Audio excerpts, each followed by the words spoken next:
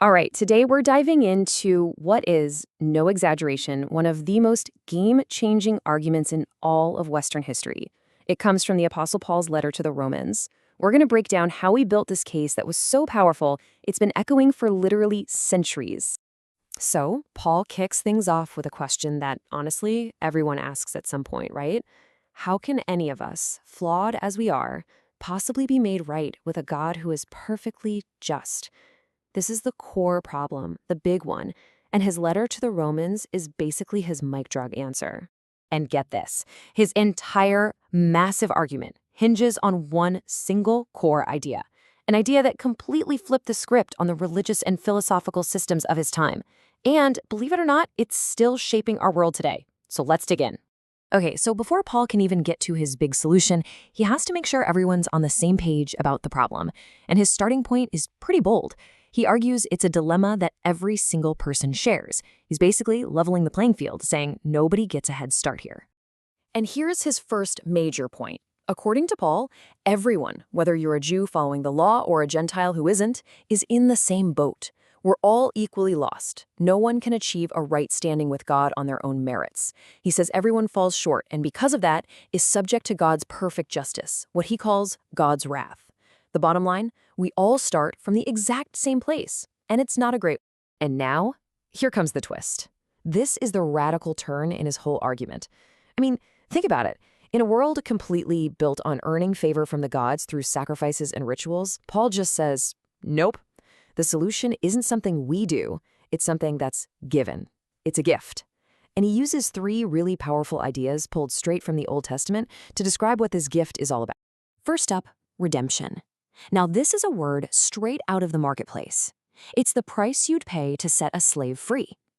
For his original audience, this would have immediately brought to mind the epic story of the Exodus, right? Where God liberated Israel from slavery in Egypt. It's all about being set free because a debt has been paid in full. Next, we have atonement. And the Greek word Paul uses here is super specific, hilasterion. This isn't just a generic term. It refers to the mercy seat, the lid on the Ark of the Covenant. This was considered the exact spot where God's presence met with humanity and where sins were atoned for once a year. So what Paul is saying is that Jesus' sacrifice creates a new meeting place, a new mercy seat between God and us. And the third concept is propitiation. Now, this one ties directly back to that problem we talked about earlier, God's just wrath. Propitiation is an offering that satisfies justice and turns away that righteous anger. Look, I know the idea of a wrathful God can be uncomfortable for us today, but for Paul, it was absolutely crucial. He had to show that God's justice wasn't just being swept under the rug, it was being fully and completely satisfied. Now, it's really important to get this. Paul isn't talking about three different things here. Redemption, atonement, and propitiation, they're not separate actions. They're more like three different facets of one single, incredible, all-encompassing gift. A divine gift offered through Jesus that is the complete solution to humanity's problem. Okay, so if you're going to make an argument this radical, that righteousness is a gift you get through faith, you better have some serious proof, right? Well, Paul pulls out his ultimate trump card, Abraham. Yeah, the Abraham, the founding father of the entire Jewish nation.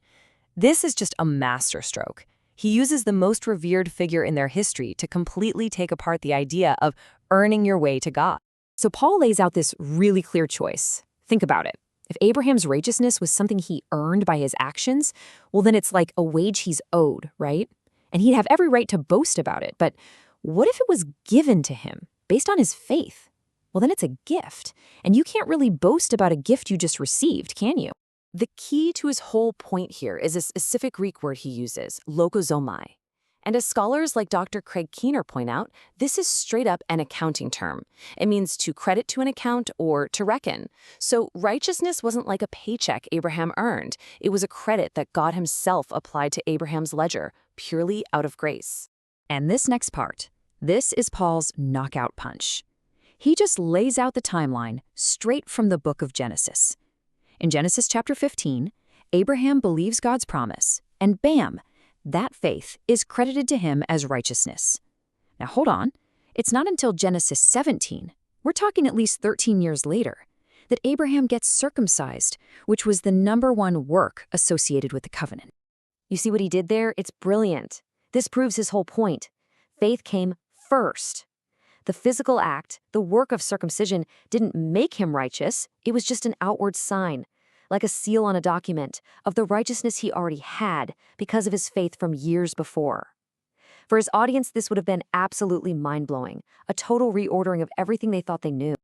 So what Paul's really done here is lay out two completely different paths, two ways to approach God and the law. There's the way of works, which is all about your personal merit and achievement, but Paul argues that's a dead end because nobody's perfect, so it just leads to condemnation. Then there's the way of faith, the path Abraham took. It's about trusting in God's promise and his gift. And that, Paul says, is what leads to justification, being truly put right with God. Okay, so that's a lot of pretty deep theology, right? But what does it actually mean for a real person day to day? Well, in this final part of his argument, Paul shifts gears and gets really practical, talking about the profound results of accepting this gift. The first and biggest result is a total 180 in your relationship with God. That state of being enemies, of being separated, is just over. It's gone. Because of this gift, Paul says, you've been reconciled to God. You now have peace with him. It's a complete, fundamental reversal of where you stand. And this new relationship leads to something that seems totally counterintuitive, especially when it comes to suffering. Paul lays out this incredible chain reaction. He says suffering isn't just meaningless pain anymore. Instead, suffering produces endurance. And when you endure, you develop proven character. And that tested, proven character, well, that produces hope. And Paul is super clear here. This isn't just, wishful thinking or crossing your fingers. This hope is solid. It's not fragile. Why?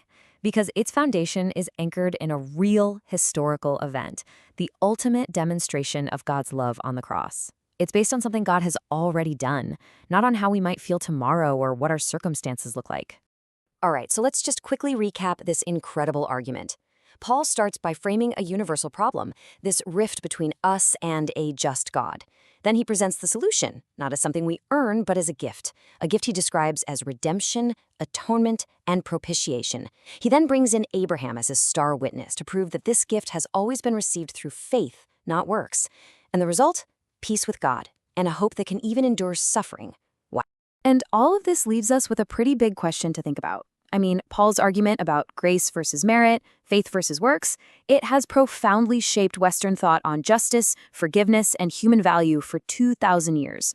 So how do you see these ancient ideas still playing out and clashing in our world today?